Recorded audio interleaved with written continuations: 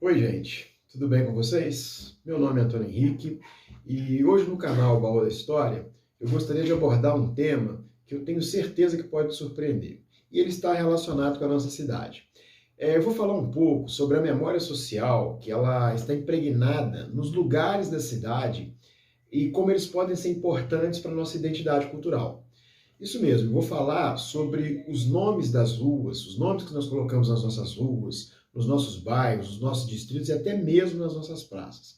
Porque muitas vezes você não pode perceber, mas até mesmo aqueles nomes que a gente já não conhece mais o significado, eles carregam muito do que nós somos e muito do que os nossos antepassados imaginaram que seriam valores e referências para a nossa identidade cultural atual. Vamos junto? Eu vou começar com um exemplo. Quando um sandomonense ele sai do estado ou da cidade e ele tenta dizer para alguma pessoa que ele contacta a sua origem, ele afirma ser da terra do pai da aviação. Com isso, mais do que referenciar geograficamente que ele é da terra do pai da aviação, ele também está trazendo uma série de valores, uma série de referências que são coladas no imaginário das pessoas a respeito do Alberto Santos Dumont. Então ele, de uma forma consciente ou inconsciente, ele manipula um pouco essa percepção que as pessoas têm sobre o Alberto Santos Dumont e cola na sua imagem. Então o que eu quero realçar é que o ato de nomear um lugar, ele carrega muitos significados especiais. E ele remonta, muitas vezes, aspectos que quando a gente não lembra ou não se apropria do valor que aquele nome carrega, a tendência é ele se cair no vazio, ele se tornar vazio. Por isso que é muito legal isso, né? As pessoas, quando falam que são de Santos Dumont, elas sabendo da história ou da importância de Santos Dumont, de Alberto Santos Dumont, como sendo o inventor do avião, elas manipulam um certo arsenal de símbolos que elas querem colar no fato de serem sandomonenses. Então, o ato de nomear ele é muito importante. O nome dos lugares carrega uma importância muito legal e que a gente precisa compreender. Bom, com isso você já deve ter percebido que os nomes dos lugares, ou a toponímia, tá? Elas são uma fonte riquíssima para a gente obter pistas da cultura, da história, da linguagem, da identidade, dos valores que uma comunidade carrega. Eles são como pequenos textos cheios de significado que, se você souber questionar os seus sentidos, você consegue descobrir muita coisa. Vamos pegar um exemplo, vamos pensar no nome da cidade. Até 1932, Santos Dumont se chamava Palmira, mas a comoção pelo falecimento do Alberto Santos Dumont levou à proposição da mudança do nome para homenagear o ilustre inventor que nasceu na cidade. Então, ao fazer isso, os proponentes relegaram para o futuro, entre outros significados, uma referência assentada em valores próprios da personalidade do Alberto Santos Dumont, como inventividade, né, cosmopolitismo, uma certa personalidade aberta e muitos outros valores que você conseguir imaginar que a gente pode ancorar na personalidade do Alberto. Então foi, portanto, um ato que comportava algumas referências ou alguns significados morais, mas também ele indica alguns esquecimentos. Por exemplo, ao nomear a cidade como Santos Dumont, o nome Palmira foi sendo lentamente relegado a um segundo plano, foi sendo secundarizado, até que muita gente hoje pouco se lembra disso.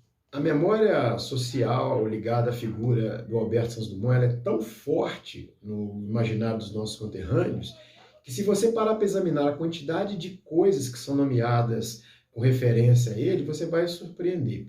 E isso indica que o personagem histórico foi sendo apropriado socialmente e virou uma referência. Busca na sua memória a quantidade de coisas que na cidade tem nome de 14 bis, Demoselle, Cabangu, Bagatelle e muitas outras coisas mais. São todos nomes que diretamente estão relacionados à figura do Alberto Santos Dumont. Agora, alguns nomes, se você observar bem, eles ancoram as suas referências meramente em elementos de ordem descritiva, da natureza, por exemplo. Isso era muito comum entre os nossos ancestrais indígenas. Quando a gente reconhece, por exemplo, o distrito da Mantiqueira, A gente mal lembra que o significado original do termo tem origem na língua tupi, porque Maã significa serra e Tiquira significa que verte ou que transborda. Então, certamente os nossos antepassados, ao notarem a grande quantidade de cachoeiras que descem da Serra da Mantiqueira, logo a nomearam por essas características. O nome Cabangu também, né? Ele é um nome que tem essa origem indígena, porque Caá significa mata, e Bangu significa escura. Então, muito provavelmente, os nossos ancestrais indígenas percebiam essa característica da mata e assim a nomearam. E o nome chegou até os nossos tempos. Os nomes comportam alguns motivos híbridos, como, por exemplo, São João da Serra, Conceição do Formoso, Dores do Paraibuna. Todos eles fazem referência a elementos religiosos, como, por exemplo, santos católicos, né? São João Batista, no caso de São João da Serra, Nossa Senhora da Conceição, no caso do Formoso, Nossa Senhora das Dores, no caso de Dores do Paraibuna, e são misturados com elementos de ordem natural, né? São João da Serra, qual serra? Os contrafortes da Serra da Mantiqueira, né? Conceição do Formoso, que Formoso é esse? É o Rio Formoso. Dores do Paraibuna, por causa do Rio Paraibuna. Então, isso mostra também a dimensão política, porque percebe-se que a Igreja Católica tinha uma capacidade de influência muito grande, né? Os nomes eram impregnados com referências a elementos de ordem católica, né? Que são os santos. Inclusive, muitos desses povoados, eles surgiram a partir da nucleação da povoação em torno de uma capela ou de uma igreja. Agora, outros nomes fazem referência, por exemplo, a elementos de ordem étnica, como eu já tinha falado em relação à questão dos índios. E se você pegar, por exemplo, o nome da Jacuba, que é um povoado bem ao lado ali de São João da Serra. Jacuba é o nome dado a uma comida que era muito comum entre os escravos e os seus descendentes, que era a base de mistura de farinha de milho com melaço e água fria, era uma espécie de uma papa.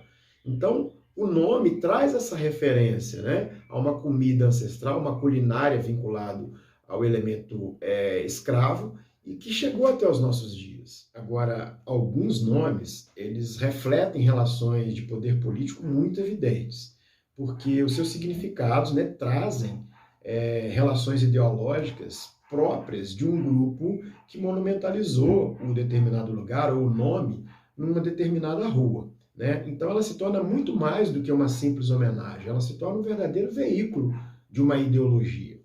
Vamos pensar, por exemplo, na Avenida Getúlio Vargas, bem no centro da cidade. O nome anterior dela era a Rua 15 de Novembro, portanto, um nome ligado à memória republicana brasileira.